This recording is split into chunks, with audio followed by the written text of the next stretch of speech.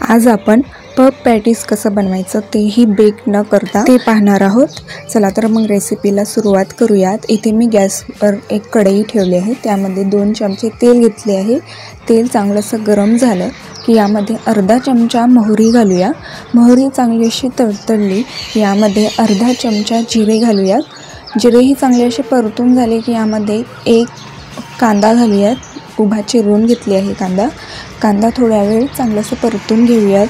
इथे हे कांदा हे चांगलंसं परतून झालेला आहे, तर आता यामध्ये अर्धा चमचा आलं पेस्ट घालूयात आणि 1-2 हिरव्या मिरच्यांचे तुकडे। आता हे थोड्या वेळ परतून घेऊयात। अर्धा चमचा धने पावडर, लाल तिखट, हळद घालूयात।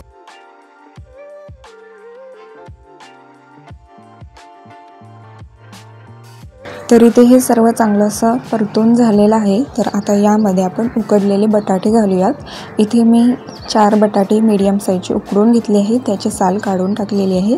तर आता हे बटाटे यामध्ये मॅश करून घालूयात। आता यामध्ये अर्धा लिंबाचा रस घालूयात। 1 चमचा यामध्ये लिंबाचा रस घालायचा आहे। लिंबाचा रसाऐवजी चाट मसाला किंवा आमचूर पावडर घातलं तरीही चालेल। चवीनुसार मीठ घालूयात आणि आता हे सर्व व्यवस्थितरित्या मिक्स करून घेऊयात।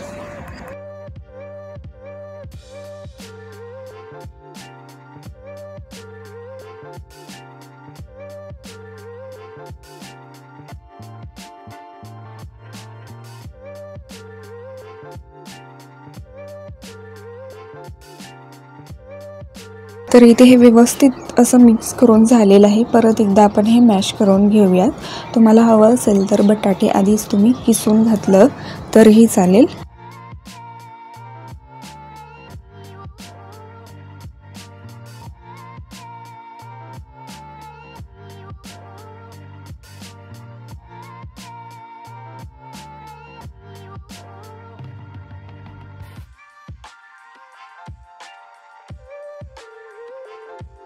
तर इथे हे बटाटे चांगले असे मॅश करून झालेले आहेत। तर आता यामध्ये बारीक चिरलेली कोथिंबीर घालूयात आणि कोथिंबीर ही यामध्ये चांगलं असं मिक्स करून घेऊयात। तर इथे अशा प्रकारे पफ्ससाठी इथे हे स्टफिंग बनवून झालेलं आहे। आता आपण गॅस बंद करूयात आणि याला थोड्या वेळ थंड होऊ देऊयात। इथे हे थंड होते तोपर्यंत आपण कोटिंगसाठी आपण पीठ मळून घेऊयात। इथे मी एक बाउल घेतले आहे, यामध्ये 2 वाटी मैदा घेऊयात। मैदा चांगलासा स्वच्छ चाळून घेतले आहे।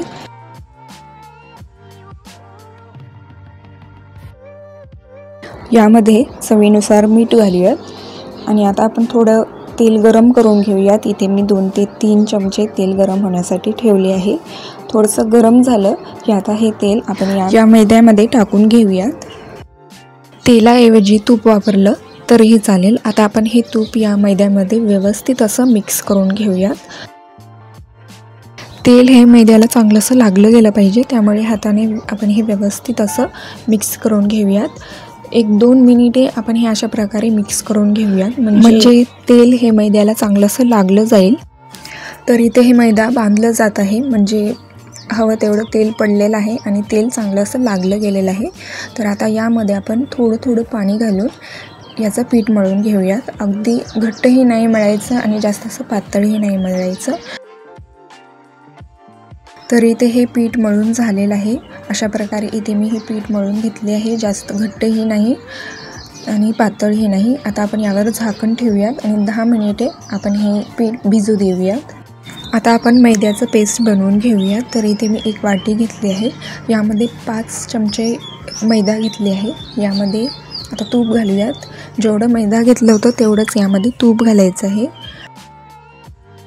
तर इथे मी 5 चमचे तूप घातले आहे। आता आपण हे व्यवस्थितरित्या मिक्स करून घेऊयात।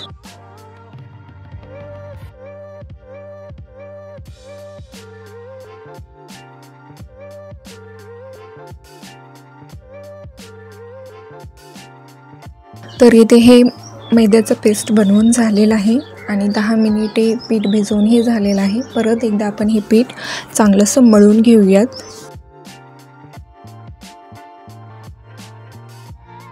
आता या पिठाचे छोटे छोटे एकाच साईजमधले आपण याचे गोळे बनवून घेऊयात, म्हणजे आपल्याला पटपट याचे पोळ्या लाटून घेता येतील.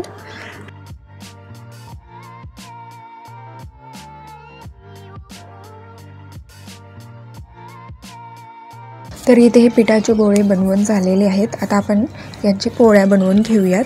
पोळपाटवर थोडंसं पीठ घ्यायचं आहे. आता हे कोरडं पीठ या डोला लावून घेऊयात आणि आता आपण हे एकसारखी अशी पातळ पोळी लाटून घेऊयात. तर अशा प्रकारे एकदम पातळ अशी आपल्याला ही पोळी लाटून घ्यायची आहे. आता ही पोळी एका परातीमध्ये काढून घेऊयात आणि बाकीच्याही पोळ्या बनवून आपण ही परातीमध्ये वाढून घेऊयात. थोडंसं पीठ यावर भरभरून घ्यायचं, म्हणजे पोळ्या एकमेकांना चिटकणार नाहीत. याच प्रकारे आपण बाकीच्याही पोळ्या एकदम बारीक, एकदम पातळ असे लाटून घेऊयात. तर इथे हे सर्व पोळ्या लाटून झालेले आहेत. एक पोळी आपण हे पोळपाटवर काढून घेऊयात. आता या पोळीला आपण जे मैद्याचं पेस्ट बनवलं होतं ते लावूयात. 1 चमचाभर पेस्ट आपल्याला या पोळीला लावायचं आहे आणि पोळीच्या कडेपर्यंत चांगलंसं हे पेस्ट लावून घेऊयात. तर इथे हे पेस्ट चांगलंसं लावून झालेलं आहे. आता या पोळीवर दुसरी पोळी टाकून घेऊयात आणि या पोळीलाही आपण हे मैद्याचं पेस्ट लावून घेऊयात. पेस्ट लावून झालं की यावर एक दुसरी पोळी ठेवायची. याला पेस्ट लावायची गरज नाही. अशा प्रकारे मी एकावर एक अशी 5 पोळ्या लावून घेतलेले आहेत. थोडंसं पीठ लावून ही पोळी लाटून घ्यायची आणि आता आपण याचे 4 कडा अशा प्रकारे कट करून घेऊयात आणि पोळीला अशा प्रकारे स्क्वेअर शेप देऊयात. आता हे कडा काढून घेऊयात, नंतर याच्या पोळ्या करता येतील. तर परत एकदा आपण हे याचे 4 भाग करून घेऊयात. आता यातला एक स्क्वेअर घेऊयात आणि थोडंसं पीठ लावून थोडंसं आपण हे लाटून घेऊयात. आपण जे स्टफिंग बनवलेलं आहे 1 चमचावर स्टफिंग आपण हे यामध्ये ठेवूयात.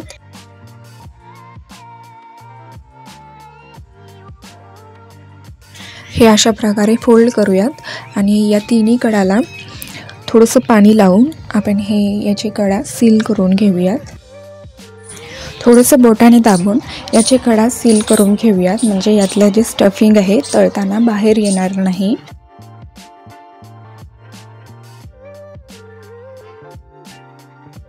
आता दुसरा स्क्वेअर घेऊयात आणि याला थोडं लाटून घेऊयात आणि 1 चमचावर स्टफिंग आपण हे मध्ये ठेवूयात.